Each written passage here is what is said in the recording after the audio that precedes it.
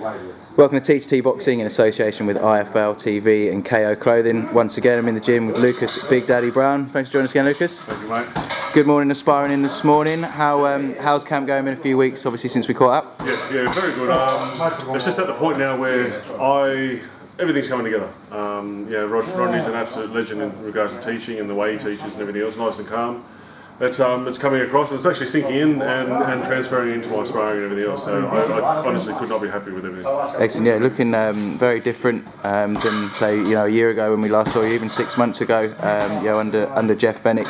Are you finding that, is it new training regimes that are just revitalising you, or is it a complete different approach to how you're going to fight and how you're going to approach the fight? I think it's a different approach altogether, and it's actually something that I'm comfortable with, rather than trying to me unlearn everything that I want to do and do someone else's style. It's just me doing my style the way I want to do it, and everyone's sort of complementing each other. So it's a much more comfortable environment. I've got my head right, everything's right, so it's just all happening in the right direction. Yeah. Excellent. And obviously chatting with Rodney very briefly a second ago, and talking and saying the power's obviously still there, but movement is the key focus for this, and you're going to be a big shock for everyone. Obviously, we can see every time I see you looking slimmer and slimmer, edging slightly towards cruiserweight.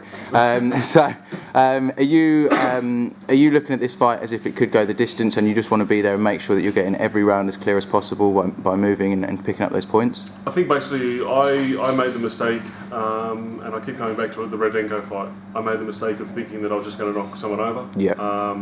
And it went 12 rounds, and it was the hardest fight I've ever done because I wasn't ready. I wasn't ready mentally, I wasn't ready physically, and I really made it hard for myself. We got to about the 5th round, and I actually was talking to myself saying, wow, this is how I lose.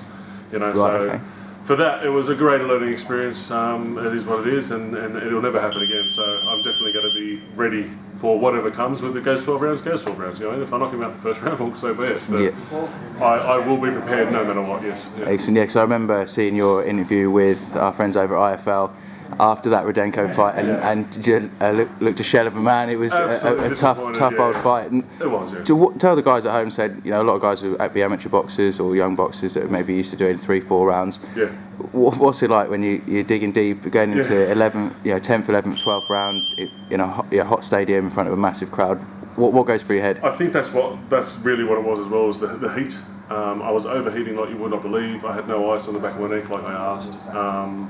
And there was a guy that just had a chin like a brick. So I was hitting him with everything I had. I actually had all the skin from my knuckles come off underneath my gloves and wraps. So I was hitting him. There was no doubt I was actually hitting him. It was just the fact that I wasn't hitting him where he was falling down, and he just kept coming back. So it was a very mental fight for me, just as much as physically draining. It was very mentally draining. So it's I was definitely a shell of a man by the Well, say you've been there now, you've been into those deep waters, you know exactly what it's like. Do you feel that with say obviously your new shape and looking a lot slimmer these days, and the training you're doing, do you feel ready that if it does go to 12 rounds that you'll be a lot more comfortable going into that deep water? 100%. I think the style that I've sort of had for the last couple of fights wasn't something that I could sustain for the 12 rounds, especially getting all the hits. The difference is I'm not going to get a hit as much in this fight no matter what, because everything's different, the movement's different, everything's different, so it's great.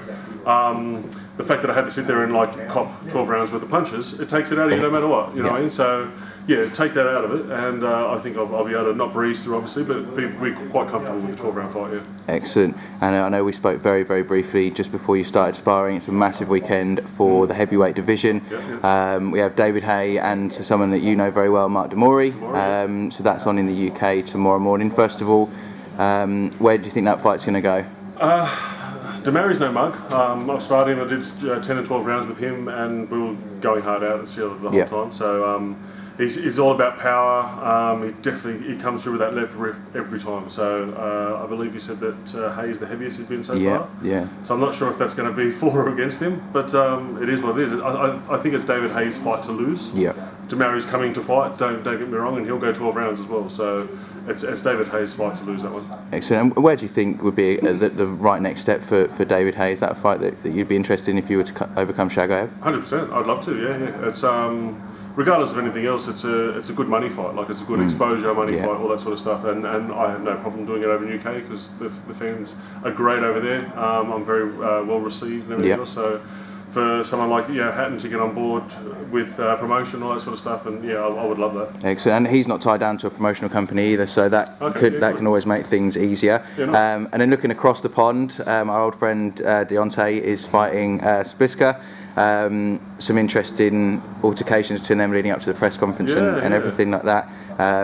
What are your thoughts on that fight? Is that a fight that Wilder should win fairly easily, do you think?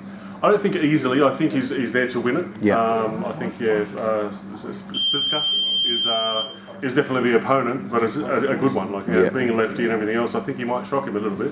He's definitely fit. He's ready to go. So there's no dramas in that.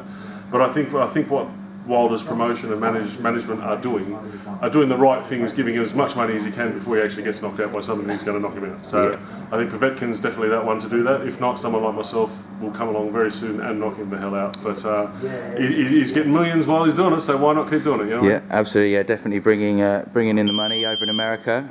And under the radar, I suppose, slightly, there's an IBF heavyweight title fight going on. The title that was stripped away from Tyson Fury, with Glasgow and Prince Charles fighting for that one. So another lefty involved there. What are your thoughts on that fight? And do you think that the winner of that is maybe the most winnable next fight for yourself if you're chasing another belt? Definitely. I think number one, I think Tyson shouldn't have been stripped of it. I think that was a bit unfair, but it is what it is. And having Klitschko now out of the picture just opens it for everyone else, which is great. Yes, it does. This one does go under the radar. It's an IBF title, which is still a world title. Like it's still one of the best titles you can get. So. I think that's definitely the easier win. It's hard no matter what, but the easier win out of the three if we're going to go three. Hopefully, once I get past Chagaev, some big fights like that will come up. Either, maybe what's the word, amalgamate or combine. Can bring all the titles together. That's it. Well, see where it goes. Absolutely. I mean, if you were to pick up the IBF and then between you and Tyson you'd have all the belts and that'd be a huge fight. So exactly right. And we know that one's bubbling away and will happen at some point. 100%. What are your thoughts on? I've not been so much of it out here, I suppose, in Australia, but in the UK, the negative reaction that Tyson Fury's been getting from the press over in the UK, and you obviously know him. You've met him a few times. Do you think that? Perhaps the British press needs to get behind. They've got a unified heavyweight world champion there. What are your thoughts? I think he's done it to himself in a way as well. He's put himself in that position. Some of the shit that he says is just unreal. But people follow him, people get on board. Whether you love him or hate him, you're still watching. Yeah. So from his point of view, he's loving it because he's still getting all the attention, whether it's good or bad. Unfortunately, I'm not one of those people. I don't like all the bad attention because I'm not that sort of person. But that's his game, that's his ploy. So unfortunately, you've got to take the good with the bad, and at the moment, it's bad. True. And do you think? So I've only been here for a few years and hasn't been a heavyweight world champion here in Australia before. How do you think it would be received if and when you overcome Chagaev? What do you think it will be like here in Australia? It's unfortunate, but I don't think it'll go as well as if I was in UK or America, I'd be revered and celebrated and all that sort of stuff and things thrown at me. But it's unfortunately the Australian way. I think people won't really get on board until I win it once, twice, maybe three times, and become a household name. Then people go, oh yeah, I remember that guy. I've supported him from the beginning.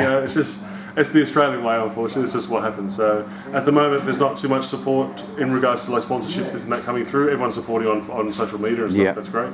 But I think it's going to actually take me to win it for people to sort of wake up and realise that I am something special. Excellent. But I know you've noticed it more and more recently. You're getting noticed in the street, asked for photos and autographs and things like that. What's that like with that your sort of evolving personality, I suppose, in the public eye? It's funny.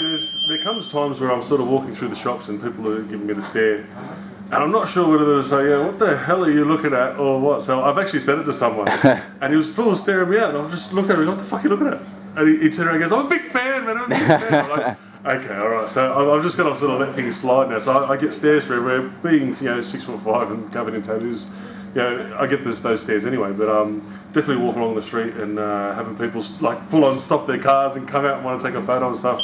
It's really good. It's a really nice feeling, yeah. Perfect. Excellent. Well, look, I know we've got a lot of fans' questions that have been tweeted in and sent in over Facebook, so we'll get off this interview, move on to that very quickly. But thanks a lot for your time, Lucas, and we'll catch you very soon. Thank you. Cheers, mate. Cheers.